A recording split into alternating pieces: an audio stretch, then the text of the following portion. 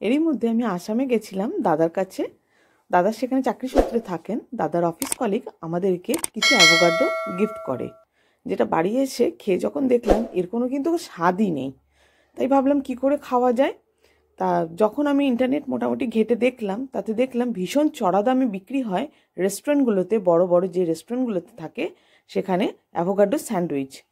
এটা আমি কিন্তু বাড়িতে বানিয়েছি, তাই তোমাদের সাথে আমি শেয়ার করতে এসেছি এই অ্যাভোকাডোর স্যান্ডউইচটা। চলো দেখি তাহলে কি কি উপকরণগুলো লাগছে। আর ভীষণ সহজভাবে কিন্তু আমি এই অ্যাভোকাডো স্যান্ডউইচটা বানিয়েছি, আর ভীষণ কম প্রাইসের মধ্যে।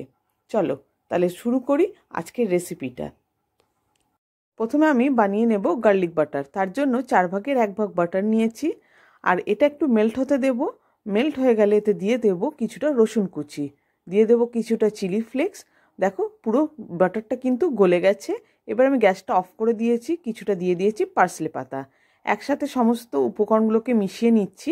মিশিয়ে এরকম যে বাটারের যে কৌটোগুলো আসে ওগুলোর মধ্যে ঢেলে দিচ্ছি, দিয়ে এটা আমি ডিপ ফ্রিজে সেট হতে দিয়ে দেবো। এর মধ্যে আমি কেটে নেব বিভিন্ন যে সবজিগুলো আছে সেগুলো। তার আগে প্রথমে আমি কেটে নিচ্ছি অ্যাভোকাডোটা। অ্যাভোকাডোটা দেখতে দেখো ভীষণ অদ্ভুত রকমের। মাঝখানটা কি সুন্দর একটা বড় দেখে বীজ, দেখো দেখতে ভারী সুন্দর একটা ফল। এটা দেখো কত সুন্দর দেখতে না ফলটা। এবার আমি অ্যাভোকাডোর যে বাইরের স্কিনটা রয়েছে সেটা কেটে বাদ দিয়ে দেব। দিয়ে এগুলোকে ছোট ছোট টুকরো করে গ্রাইন্ডারে দিয়ে দেব। গ্রাইন্ডারে দিয়ে এর একটা ভালো স্মুথ পেস্ট আমি বানিয়ে নেব। দেখো ঠিক এরকম হবে স্মুথ পেস্টটা। এবার এর মধ্যে একটু নুন দিয়ে দিচ্ছি, মিষ্টি দিয়ে দিচ্ছি, আর এর মধ্যে দিয়ে দেবো একটু চিলি ফ্লেক্স, দিয়ে দেবো একটুখানি লেবুর রস, দিয়ে সমস্ত উপকরণগুলোকে একসাথে মিশিয়ে নেব। এবার আমি এই মিশ্রণটাকে ফ্রিজের মধ্যে রেখে দেব ঠান্ডা হতে দিতে। কারণ বড় বড় যে রেস্টুরেন্টগুলোতে থাকে না, সেগুলোতে দেখবে স্টাফিংগুলো বেশ ঠান্ডা থাকে, আর খেতে কিন্তু চমৎকার লাগে তার জন্যই। এবার আমি কিছুটা ভেজিটেবল কেটে নেব। ভেজিটেবলের মধ্যে রয়েছে শসা। এরকম কিন্তু একদম ছোট ছোট করে টুকরো করে নিতে হবে ভেজিটেবলগুলোকে। এরপরে কেটে নেব কিছুটা গাজর। গাজরটাকেও সেম একইভাবে কিন্তু একদম ছোট ছোট করে টুকরো করে কেটে নিতে হবে। গাজরের পরে নিয়ে নেব আমি এতে কিছুটা অ্যাভোকাডো। অ্যাভোকাডোটাও ভেজিটেবলের মতনই ব্যবহার করব, তাই ছোট ছোট টুকরো করে কেটে নিচ্ছি। এবার আমি কিছুটা বাঁধাকপি কুচিয়ে নেব, একদম পাতলা পাতলা ঝিরিঝিরি করে কেটে নিচ্ছি। এবারে দিয়ে দেব টমেটো। টমেটোটাও একইভাবে ছোট ছোট টুকরো করে কেটে নেব।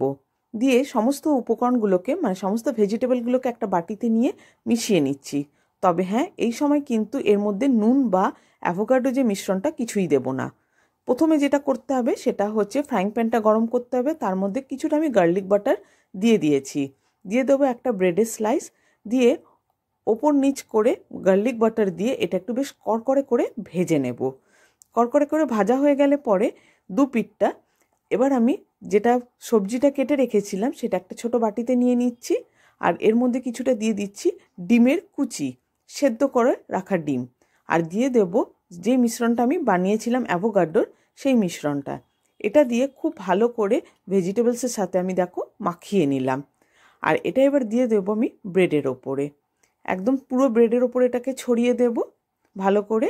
দিয়ে এর মধ্যে কিছুটা দিয়ে দেব আমি চিজ। এটা কিন্তু অপশনাল, যারা একটু ডায়েটের মধ্যে রয়েছে তারা কিন্তু চিজটাকে অ্যাভয়েড করতেই পারো। আর হ্যাঁ, যারা পাউরুটি খেতে পছন্দ করো না তারা কিন্তু রুটি ব্যবহার করতে পারো, মানে হাতে বানানো যে রুটি থাকে না সেই রুটি দিয়েও কিন্তু করতে পারো। এবার ওপর দিয়ে আরেকটা আমি ব্রেড দিয়ে দিচ্ছি, দিয়ে এটাকে ফ্রাইং প্যানে বসিয়ে দেব। একটু এটাকে বেশ মানে চিজটা যেটা রয়েছে ভেতরে সেটাকে একটু মেল্ট হতে দেব। দিয়ে তোমাদেরকে তারপর আমি সার্ভ করে দেখাচ্ছি ঠিক কেমন হবে দেখতে। দেখো পুরো ক্রাঞ্চি একেবারে, জানো তো ওপরের যে পিঠগুলো থাকবে না ব্রেডের, পুরো ক্রাঞ্চি হবে। চলো কেটে তোমাদেরকে দেখাচ্ছি কীরকম হবে ভেতরে। দেখো টেক্সচারটা দেখেছো? ও দেখো, দেখে মনে হবে না বড় বড় রেস্টুরেন্টে যে অ্যাভোকাডো স্যান্ডউইচ পাওয়া যায় তার থেকে কি কোনো অংশে কম লাগছে বলো তো? কত সুন্দর হয়েছে না দেখতে। আমি ভাবলাম বানাতে বানাতে একটুখানি টেস্ট করে দেখা যাক, আর আমার মুখের এক্সপ্রেশনটা দেখেই বুঝতে পারছো কতটা ভালো হয়েছে খেতে। আচ্ছা বলে রাখি, যাদের কাছে অ্যাভোকাডো থাকবে না তারা কিন্তু এগ আর ভেজিটেবল দিয়েও কিন্তু স্যান্ডউইচটা বানাতে পারো। এই ইউনিক রেসিপিটা তোমাদের কেমন লাগলো সেটা আমাকে অবশ্যই কমেন্টে জানিও। আর এটা যেহেতু খুবই হেলদি রেসিপি, বন্ধুদের মধ্যে শেয়ার করতে ভুলে যেও না।